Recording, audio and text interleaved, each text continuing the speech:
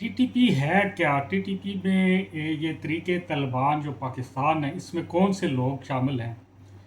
تھوڑا سا میں اس کا بیک گراؤنڈ آپ کو بتاتا چلوں تو کچھ عرصہ پہلے 10 15 20 سال 25 سال پہلے آپ تھوڑا جو لوگ ہوں گے ان کو پتہ ہوگا، اگر کسی کی گاڑی گم ہو جاتی تھی تو وہ ملتی تھی کہاں سے جناب؟ وہ ایجنسیوں کے ایریے سے، ٹھیک ہے، وہاں پہ چلی جاتی تھی، اور وہ شخص جو ہے وہاں پشاور کے اندر کسی سے رابطہ کرتا یا اس ایریے سے کسی کے ساتھ رابطہ کرتا تھا تو کوئی پیسے دے کر وہ گاڑی پھر واپس آ جاتی تھی، کیونکہ وہاں پہ ایک جرگہ سسٹم تھا، قانون والا، جو جس طرح باقی ہمارا جو ایک نظام ہے اس طرح تو وہاں پہلے تھا نہیں۔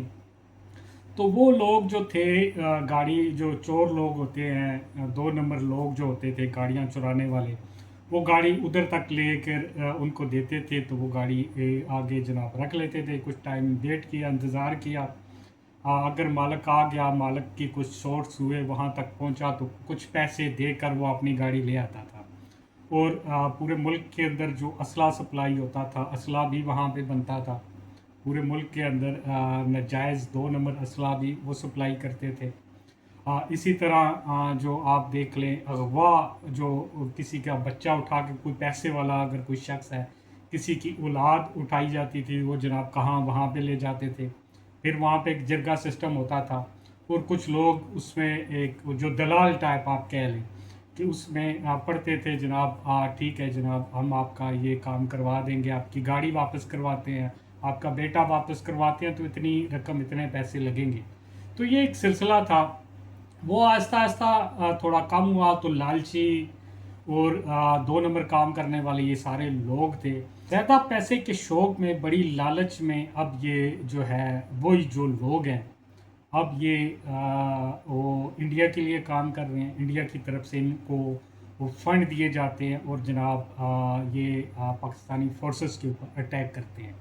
ان کا جو بیس تھا، ان کا جو بیسک کام جہاں سے انہوں نے اسٹارٹ کیا وہ منشیات فروشی تھی، پورے ملک کے اندر یہ منشیات سپلائی کرتے تھے۔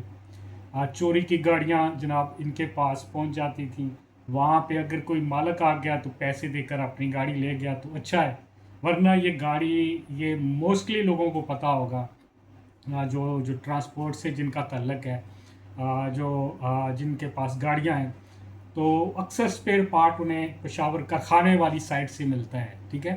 وہ اسپیئر پارٹ کہاں سے آتا تھا کہ انہی گاڑیوں کو اگر مالک نہیں آیا تو انہی گاڑیوں کو کھول کر پرزہ پرزہ کر کے جناب مارکیٹ میں لے جاتے تھے، اور وہاں پہ آ کے باقی لوگوں کو تو نہیں پتہ یہ چوری کا کدھر سے، یہ کسی اور کی گاڑی کا سامان اٹھا کے جناب سستے داموں وہ مل جاتا تھا، اور پورے ملک میں کافی لوگ وہاں پہ جا کے یہ نیا سامان وہاں سے، گاڑیوں کا جو ہے اچھی اچھی مہنگی مہنگی گاڑیوں کا سامان وہاں سے جو ہے وہ خریدتے تھے۔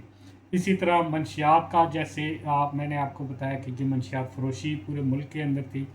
آپ جو وہ اب تو ایک سسٹم جو ہے پورا وہاں پہ ایک نافذ کیا گیا ہے، پہلے یہ جو ایجنسیوں کا ایریا تھا، علاقہ تھا، اگر کوئی شخص گیا ہو تو اس نے دیکھا ہوگا، تو وہاں جیسے ہماری باقی پورے ملک کے اندر جو ہے شاپ کے اندر ٹافیاں رکھی ہوتی ہیں نا، چھوٹی چھوٹی کسی باکس کے اندر بچوں کے لیے، اسی طرح وہاں پہ جناب سامنے چھوٹی چھوٹی شاپوں کے اندر منشیات، چرس وغیرہ رکھی ہوئی ہوتی تھی۔ میں ایک دفعہ گیا، میں دیکھا تو میں بڑا حیران ہوا کہ یہ چھوٹے چھوٹے بچے بیٹھے ہیں بیچنے کے لیے، اور سامنے رکھی ہے جناب دکانوں کے اوپر سجا کر، جیسے آپ مارکیٹ کے اندر بچوں کے لیے ٹافیاں رکھی جاتی ہیں، ہمارے شاپ کیپر جو دکاندار ہوتے ہیں وہ جیسے سجا کے رکھتے ہیں ٹافیاں، جناب بچے آئیں گے دیکھیں گے تو وہ لیں گے، اسی طرح ان کی جو وہاں کے ایجنسیوں کے اندر جو چھوٹی دکانیں تھیں، چھوٹی چھوٹی، خیر اتنی کچھ بڑے مال تو نہیں تھے، چھوٹی دکانیں، تو ان کے اندر ایسے منشیات رکھی ہوتی تھی۔ تو یہ منشیات فروش ان میں اکثریت تھی ٹی ٹی پی کے اندر، جتنے اب لوگ موجود ہیں یہ منشیات فروش تھے، اور یہ اغوا برائے تاوان والے لوگ ہیں جناب، پیسے لے کر جو ہے یہ کروائیاں کرتے تھے۔ اب ایک بڑی واردات ڈالنے کے سلسلے میں اب یہ انڈیا کے ہاتھ چڑھ گئے ہیں، ایک بڑی رقم دی گئی ہے انڈیا کی طرف سے ان کو، اب وہ اب ہماری فورسز کے اوپر اٹیک کر رہے ہیں. یہ چور ہیں، ان کا اسلام کے ساتھ کوئی نہ تعلق ہے نہ کوئی واسطہ ہے. ان کا جو بیک گراؤنڈ یہی ہے. ابھی جو گورنمنٹ نے یا ہماری افواج نے جو فیصلہ کیا ہے، بالکل ان کے خلاف آپریشن کرنا چاہیے، ان کو ختم کرنا چاہیے جہاں جہاں بھی ہیں. یہ بھاگ کے افغانستان چلے گئے ہیں یا ہمارے کو بارڈر ایریاز کے اندر موجود ہیں. ان سب کا خاتمہ کرنا چاہیے. امن کے لیے یہ بہت ضروری ہے. یہ اسلام کے ساتھ ان کا کوئی تعلق نہیں ہے. یہ معصوم جو لوگ ہیں افغانستان کے اندر، ان کو ورگلا کر جو ہے مدارس کے بچوں کو ورگلا کر اور ان سے یہ اس طرح کی کروائیاں کرواتے ہیں، خودکش کروائیاں کرواتے ہیں. اور ان کے جو بڑے بڑے جو بیٹھے ہیں وہ پیسے لیتے ہیں. سب یہ پیسے کا کمال ہے.